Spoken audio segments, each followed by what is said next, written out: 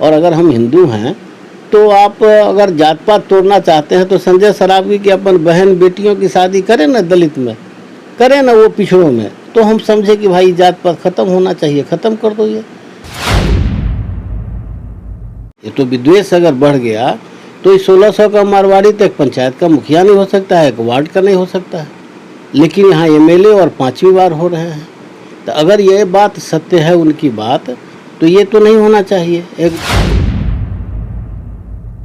कि 1872 से जनगणना शुरू हुई, अंग्रेजों को कोई दिक्कत नहीं हुई, वो फिर दोबारा 1878 में हुआ, फिर 1891 में हुआ। उस वोटर का अपमान है और हम उनसे ये निवेदन करेंगे कि आइंदा इस तरह के नालायक लोगों को आप कभी मत देना, कभी समर्थन नहीं देना। क्यों? नमस्कार, मैं सतवत अब्बास, आप देख रहे हैं डेमोक्रेटिक न्यूज़। जिस तरह से जातीय जनगणना को लेकर के बिहार की सियासत में भूचाल मचा हुआ है, पहले खुद सीएम नीतीश कुमार ने इसके लिए हामी भरी थी कि जातीय जनगणना ज़रूरी है, लेकिन केंद्र सरकार ने जिस तरह से इसे टाल दिया है पूरी तरह से, इसके बाद से अब खुद भाजपा और जेडीयू में इसको लेकर बवाल मचा हुआ है। जेडीयू पक्ष ये कह रहा है कि जातीय जनगणना होनी चाहिए, वहीं भाजपा पक्ष ये कह रहा है कि जातीय जनगणना ज़रूरी नहीं है, इससे भेदभाव बढ़ जाएगा। खुद दरभंगा के जो एमएलए हैं संजय सरावगी शहरी क्षेत्र के, उन्होंने भी इस पर बयान दिया और उन्होंने कहा कि इससे अगर जातीय जनगणना कराई जाती है तो इससे भेदभाव बढ़ जाएगा, जो जातिगत चीज़ें समाज में आई हैं वो बढ़ जाएंगी। तो इसी पर हम बात करेंगे। हमारे साथ राजद के दरभंगा के जिला अध्यक्ष उमेश रॉय जी हैं, जिनसे हम जानेंगे कि आखिर उनका क्या कहना है। सर, संजय सरावगी कह रहे हैं कि जातीय जनगणना जो होगी उससे भेदभाव और ज़्यादा बढ़ जाएगा, क्या कहेंगे इस पर? संजय सरावगी दरभंगा शहर में आके बसे हैं, ये मरवाड़ी जात के हैं और उनके जात का वोटर है 1600 इस विधानसभा में, इस शहर में। अगर ये बढ़ जाता तो यहाँ तो सबसे ज़्यादा मुसलमान यहाँ वोटर है, पिछड़े वर्ग के वोटर हैं, दलित वोटर हैं, तो ये लोग एमएलए हो जाते। ये कैसे एमएलए हो गए? ये तो विद्वेष अगर बढ़ गया तो इस 1600 का मारवाड़ी तो एक पंचायत का मुखिया नहीं हो सकता है, एक वार्ड का नहीं हो सकता है, लेकिन यहाँ एमएलए और 5वीं बार हो रहे हैं। तो अगर ये बात सत्य है उनकी बात, तो ये तो नहीं है। एक बुचौल है हरिभूषण ठाकुर, उसका भी देखा है कि वो बुचौल भी कहता है कि जातीय जनगणना नहीं होना चाहिए। अब इसकी बात के तह में क्या है सो उसको समझ लीजिए। संविधान की धारा 342A में कहता है कि सभी की गिनती की जाएगी।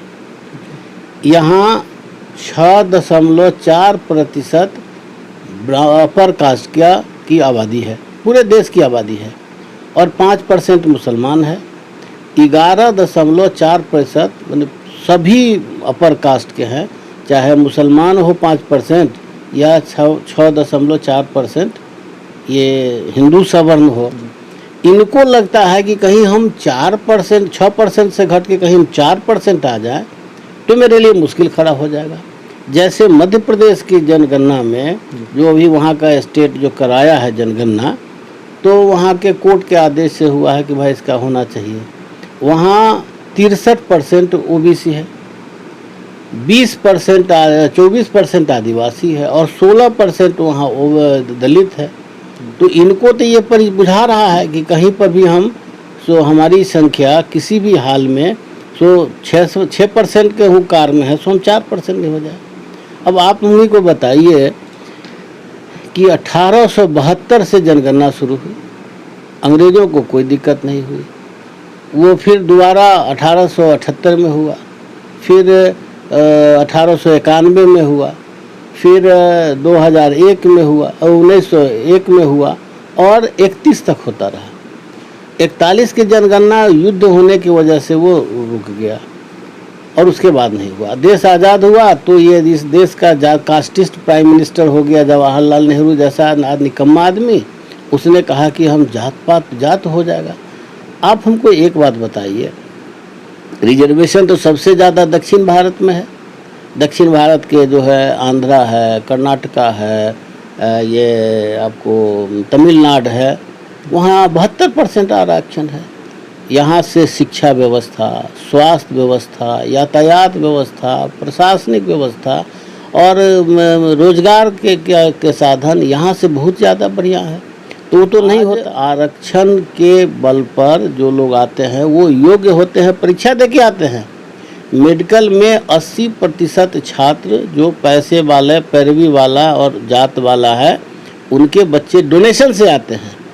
उनमें जब योग्यता नहीं होती है, 4 बार 5 बार वो नहीं सफल हो पाते हैं, तो फिर वो बैकडोर से आते हैं, तो वो हो जाते हैं काबिल।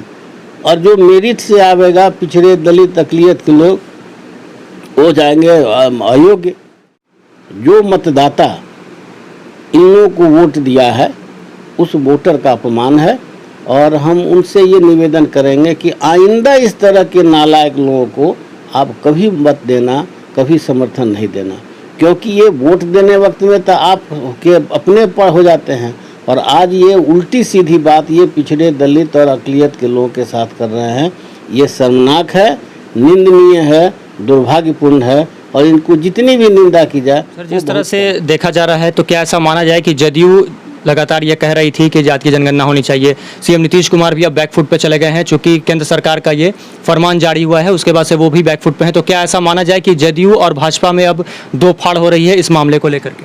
विधानसभा में 2019 में बिहार विधानसभा में बीजेपी भी था और जदयू के भी प्रस्ताव आया, और सभी पूरे विधानसभा ने कहा कि नहीं, ये जातीय जनगणना होना चाहिए।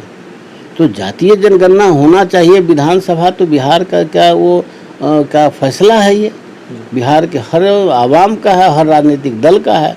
और ये दोगले लोग हैं जो फैसला लेते हैं उसको उसके खिलाफ में जाते हैं। और इसको ये तो कहीं भी इसमें क्या बदल जाएगा? आप मुर्गी की गिनती करते हैं, सूअर की गिनती करते हैं, बकरी की गिनती करते हैं, बोतों की गिनती करते हैं, कोई इसकी नहीं गिनती करते हैं। गाय भैंस बैल की गिनती करते हैं।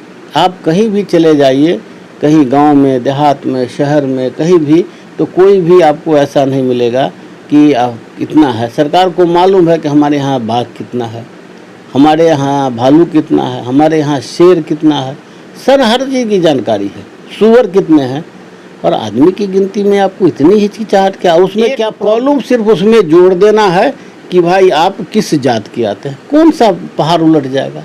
क्या दिक्कत हो जाएगी? इनकी दिक्कत सिर्फ यही है, सिर्फ और सिर्फ यही है कि इनको लगता है कि जैसे हम इस जनगणना में आवेगा तो हमारा 6.4% है, क्योंकि जब से मंडल कमीशन लागू हुआ, पिछड़ों में थोड़ी जागृति आई, थोड़ा मोड़ा शिक्षा भी आया। संविधान के लागू होने, आज़ादी के बाद से हम लोगों को, पिछड़े वर्ग के लोगों को, न पढ़ने का अधिकार था, न संपत्ति रखने का अधिकार था। और इतने गंदे और बुरे कानून इन्होंने बना के रखा था यहाँ के जो ब्राह्मणों ने और अपर कास्ट के लोगों ने, कि पिछड़े जो 90% है उनको तो जीना। यादव जब तक थे बिहार में, तब तक 50 नंबर में टोटल मेरिट के लड़के आते थे, चाहे वो किसी जात के हो, किसी मज़हब के हो, कुछ कहीं पर हो, उसमें कोई भेदभाव नहीं होता था।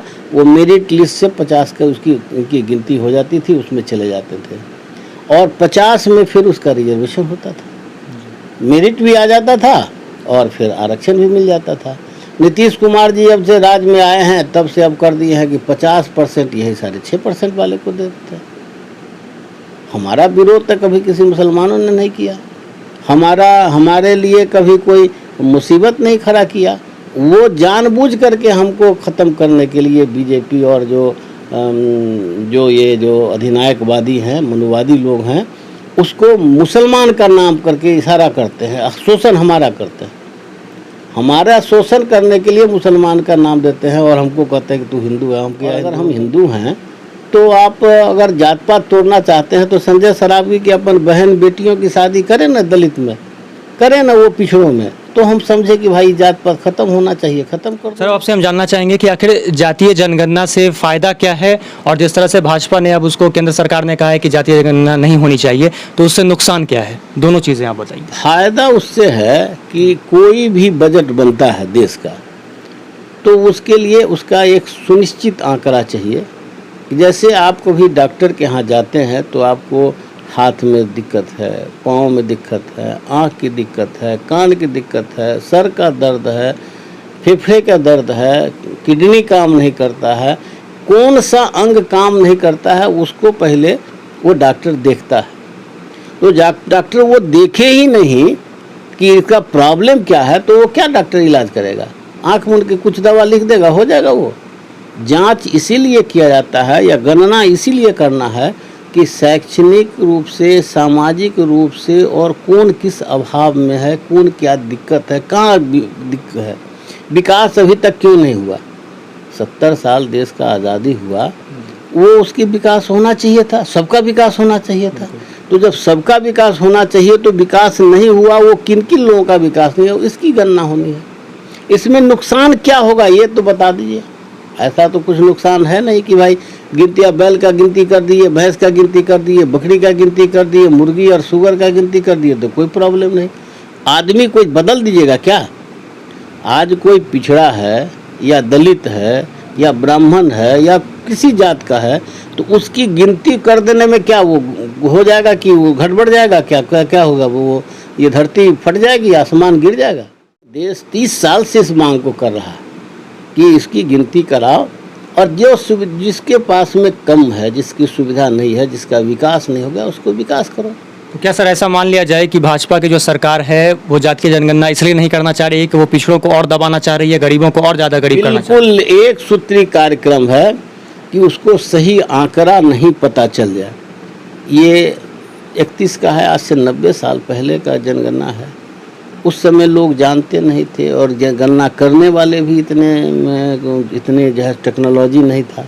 आज तो टेक्नोलॉजी डेवलपमेंट हो गया। 2011 में यह तय हो गया था, सारी चीज़ हो गई थे, और 16 में आया तो यही मोदी सरकार ने कहा, मना कर दिया कि अभी नहीं होगा। और राजनाथ सिंह ने प्रेस कॉन्फ्रेंस करके कहा, उस समय गृह मंत्री था, और पार्लियामेंट में इस बात को कहा, कैबिनेट से इसको सैंक्शन किया कि 2021 की जनगणना होगी तो उसमें जातीय सभी जातियों का, ऐसा नहीं है कि हम कहते हैं ओबीसी की गिनती करो, सभी की जगह हम सभी की गिनती के चाहते हैं। हमको ये नहीं है कि भाई हमारी गिनती कर लो, हमको कुछ लाभ मिल जाए, दूसरे को लाभ नहीं मिले।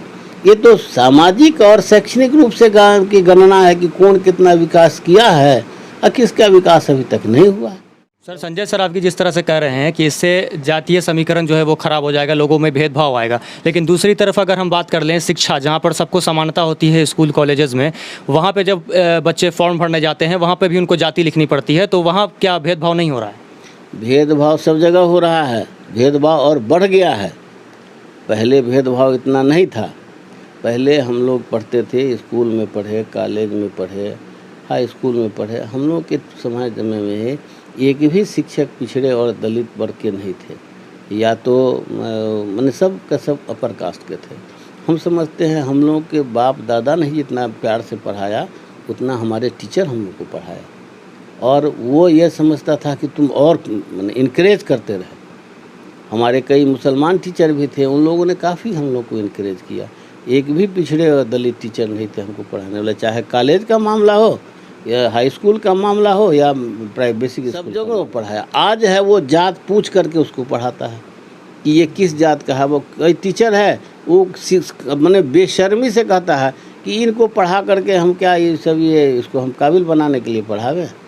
और जहाँ है वो इतने भेदभावपूर्ण और इतने गिरे हुए इस स्थिति में है कि उनको लगता है कि सब गरीब पिछड़ों के बच्चे को पढ़ाना बड़ा ही नागवार। वो इंटरव्यू के माध्यम से जो पास फर्स्ट टॉप करता है उसको 6 नंबर देता है, 10 नंबर देता है, उसको IAS नहीं बने देता है, कहीं नहीं होता। हम तो ये भी डिमांड करते हैं कि जितनी भी परीक्षाएं हैं, जितना भी है, सारे का इंटरव्यू ख़त्म करो। ये जातिवादी, पैरवीवादी और गलत रूप से ये निर्णय करते हैं। हम इसकी मांग भी करते हैं। बहुत बहुत धन्यवाद सर आपका। आप लोगों को भी बहुत बहुत धन्यवाद, आपके चैनल को, आपके श्रोता सभी को बहुत बहुत शुक्रिया।